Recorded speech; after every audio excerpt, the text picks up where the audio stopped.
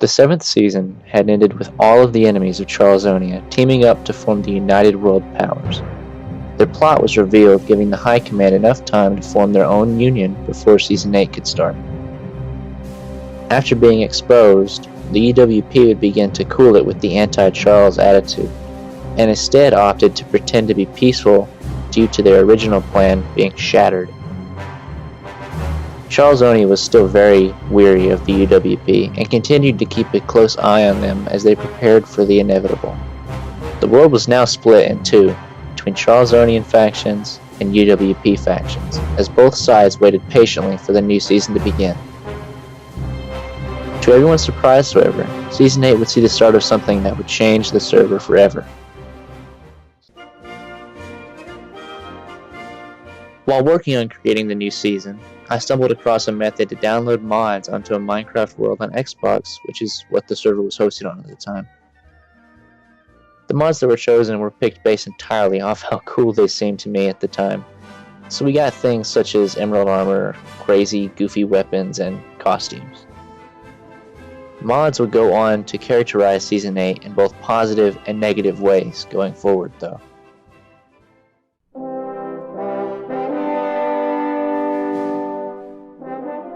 Finally, after a fairly long wait, the 8th season was released, and on the first day, only Charlesonians had gotten on.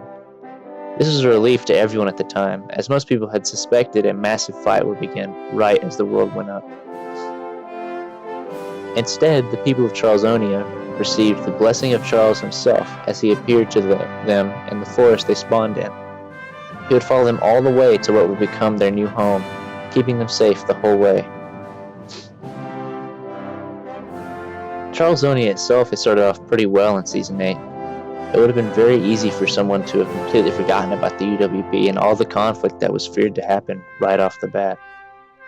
This is until everyone was reminded of the factional climate they were in.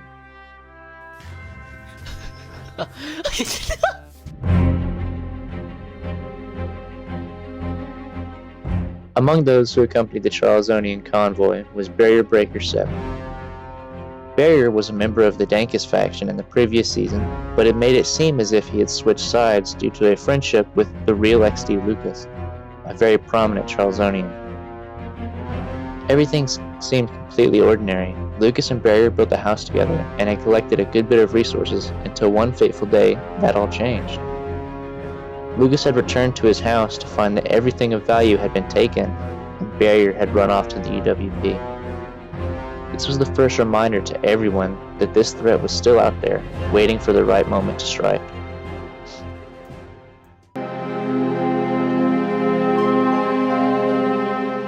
A little bit after this incident, a diplomat of the UWP would come to Charlesonian territory to deliver a treaty.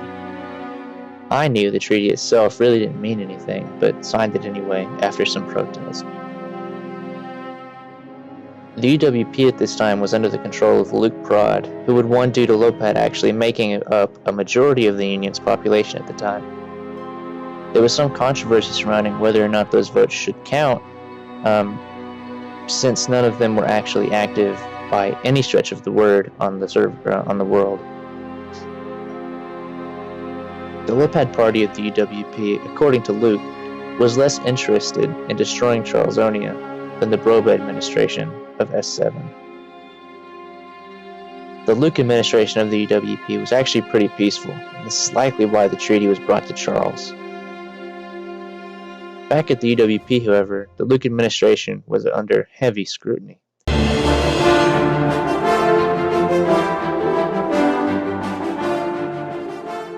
Knowing that Charlesonia still outnumbered the UWP over 2-1, the High Command organized a show of power, a parade through the UWP. This parade saw over 10 players participate in a nearly 1,000 block journey. This is the largest single army in server history for years to follow, only being broken in Chapter 2. Among the marchers was actually Z-Tub from the Sleuth Empire, which had ironically been incorporated as a Charlesonian sub-faction in Season 8. This now set the Charlesonian Confederacy to a total of 4 sub-factions: Charlesonia, Jimothy, Jagged Empire, and the Sleuths. The march through the UWP was a massive show of power by Charlesonia.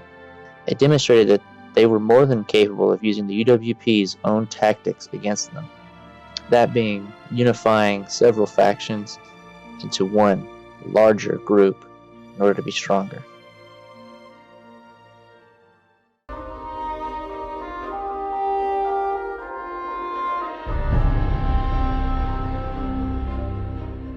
After returning from the march, the High Command was so certain of their victory that the talks of what to do after fending off the UWP's coming aggressions had already started. It was decided that the Confederacy of Charles would be reformed into the Second World Republic, or the Republic of Charles as it was called. The army that marched through the UWP was given an official name, the 1st Brigade, with 2 officers being chosen, Rodri and Rageful Dago. The Charlesonia morale was so high at this point that defeat wasn't even on the table. That was until the betrayal.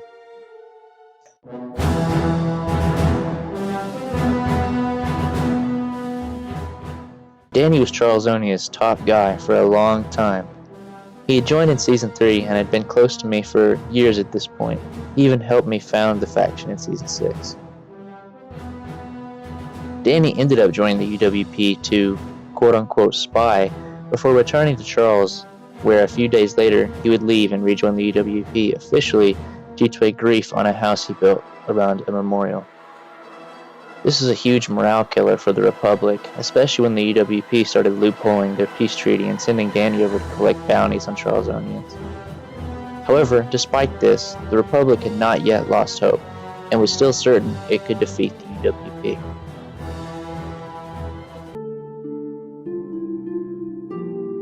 The second UWP election had started and debate was held at the Capitol. The candidates were Luke, Dave, and Danny. In the debate, Dave brought up that he would be removing all the structures Loeb had built in the UWP due to them not being put up to standard with the build plan of the Union. The very idea of this enraged Luke and was made even worse when Dave won the election. Luke came to me with his concerns and was planning to betray the UWP and help the Republic end the war that was to come. This, however, would not last for long.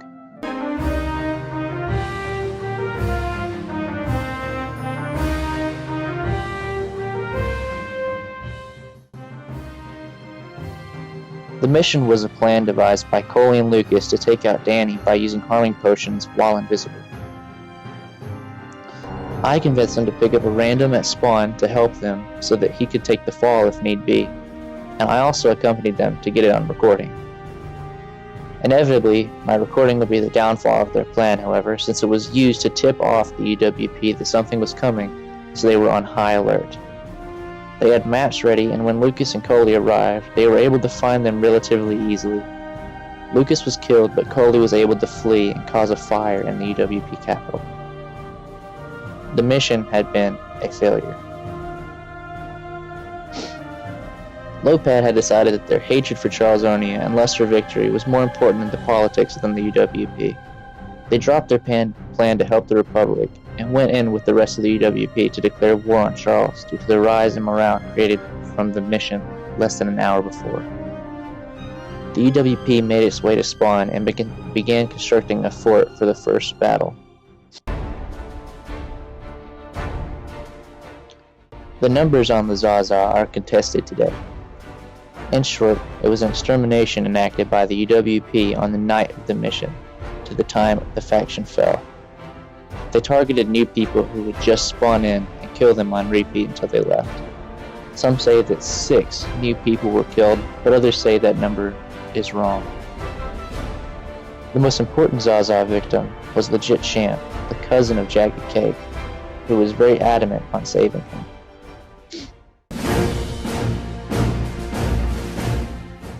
The Charlesonian forces immediately moved to getting harming arrows by fighting the dragon the day after the mission. They successfully got to the portal and fought the dragon while collecting enough dragon's breath to fund the entire war against the UWP. Upon hearing of this, Danny started to have doubts about the UWP's ability to win the war.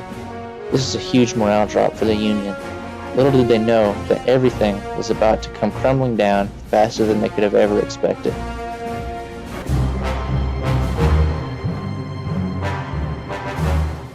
It's unknown who was actually involved in the hacker plot. It was never able to go to trial, so nobody was ever proven to be an accomplice, but the story goes like this. After beating the dragon, the World Council had decided to act on reports that Barrier Breaker 7 was hacking in items for the UWP. This is a serious allegation, and we knew that in order to catch them, we would have to pull off a very creative operation. Our plan went like this. Lucas joins on an alt. We give that alt operator. We make it out like a hack incident, kill a few UWP people to check their loot. This actually worked perfectly, as after killing just 2 people, it was discovered that they had access to shulkers full of items, including a stack of enchanted apples. Barry was immediately banned and given a deal to give a list of everybody who knew for a shortened ban. The High Command made their way back to spawn with the harming arrows to see the hacked-in loot retrieved by Lucas's alt. When they arrived, nobody was willing to fight them. They simply watched on in anger as we made our way into the fort, saved the Gent Champ, and left. Once the UWP found out about the deal with Barrier to give a list, the faction quickly disbanded. A few of them went off to create the Three Musketeers faction, and the rest stayed as Taddier Poem attempted to keep the UWP alive by himself for about a week, and Luke reformed the Luke Empire. The UWP remnants were left alone for the most part as the Republic moved into a new age.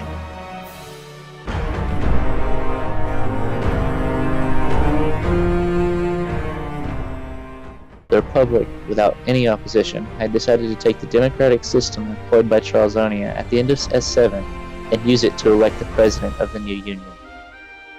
With the promise of election, Luke joined the Republic and ran. The election would not go as planned, as Raji would attempt to assassinate Coley, one of the candidates, and his election campaign due to the death of his bird, Bruce. Raji was apprehended by the Charles Rangers under the command of Sheriff Jaggy Cake, but nothing was done as something much larger had just occurred.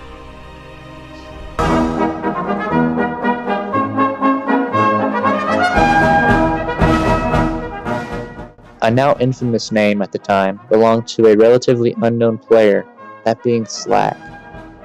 He was the top propaganda creator for Charlesonia during the UWP crisis, but had started to create a friendship with Luke. After the assassination attempt, it was clear that the hopes of democracy in the Republic were lost, and so Luke alongside Slack seceded and reformed the Luke Empire. The election was then officially cancelled, and I gave a short speech about the theory of the repetition, and how the Republic was of great importance to the prevention of it.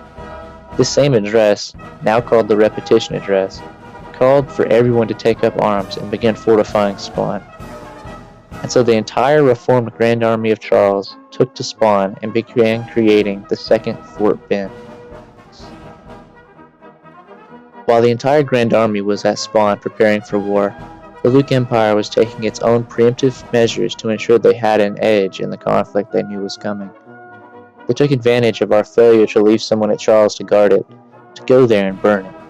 Slack, GLX, and Luke burned all the wooden buildings, and GLX even spawned a wither. The GAOC quickly made their way back to Charles and successfully killed all 3 of them before the burns got out of hand. War was immediately declared on the newly reformed Luke Empire, with the express goal of returning them to the Republic and preventing the repetition.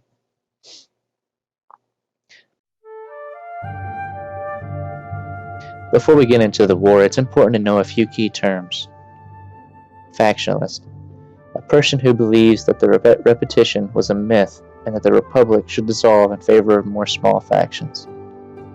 The term's meaning changed after the war to describe anyone who believes in more smaller sized faction as opposed to large factions with huge membership. Unificationalist. A person who believes in the theory of the repetition and viewed the Republic as a necessary but temporary measure to ensure it did not occur.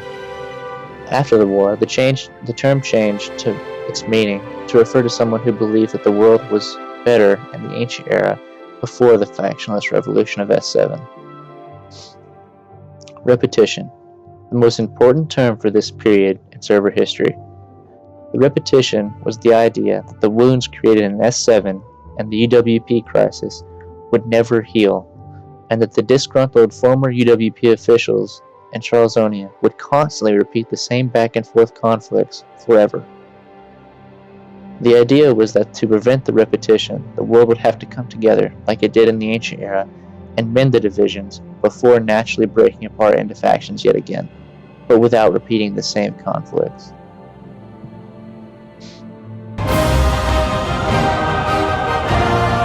The Luke Empire destroyed Fort Ben when it was vacated, but actually ended up abandoning the spawn territory due to the fact that the new players were few and far between ever since the Zaza. Instead, the conflict would be fought in the main body of water that had formerly connected the UWP to Charlesonia, the Jimothian Sea. The JOC set up Port Jimothy in a strategic area along the coast. The Luke Empire would attempt to engage in combat against the massive Republican force, but were defeated at the massacre of Port Jimothy.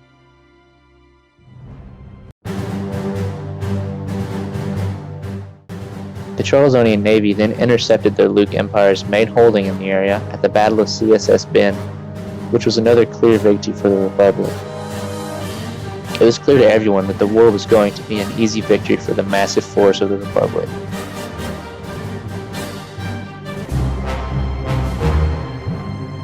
Around the time of the Battle of the CSS Ben, Danny had reformed the Order of Blocky. The Order's plans ended up leaking, revealing that the group was planning on exacting revenge on the Republic for defeating the UWP. They also planned on destroying the Luke Empire as well.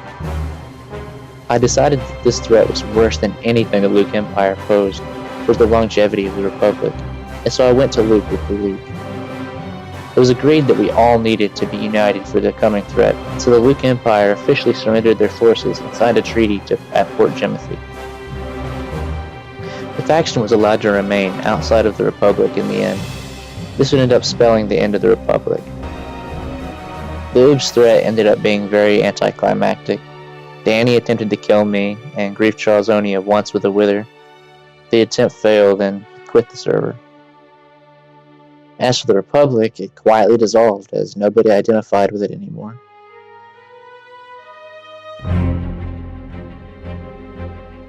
In a horrible twist of fate, the theory of the repetition would end up coming true, with the first example being the Oob incident.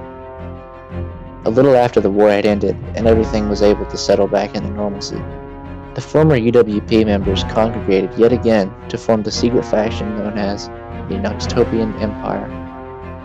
This faction was created yet again with the express purpose of destroying Charlesonia and exacting revenge for their numerous defeats. Noxtopia would remain secret for a while before they were leaked. After the leak, everything started going downhill. They began a griefing campaign on Jagged Cake for no reason, and upped the talks of war with Charles. At this point, Charlesonia was weakened too much to fight from the stress put onto the faction throughout the entire season. Out of complete chance, I decided to try and talk to one of the top officials in Noxtopia, Dave, about the repetition and how it was already happening. To my surprise, I was actually able to convince him that the theory was true. He left Noxtopia to help lead a brutal propaganda campaign against them. Once Dave left and began to help spread the truth of the repetition and the futility of what Noxtopia represented, the faction fell apart.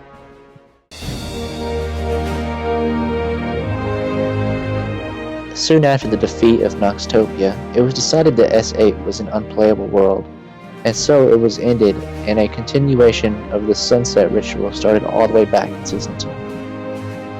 This 8th season was in essence just a continuation of Season 7.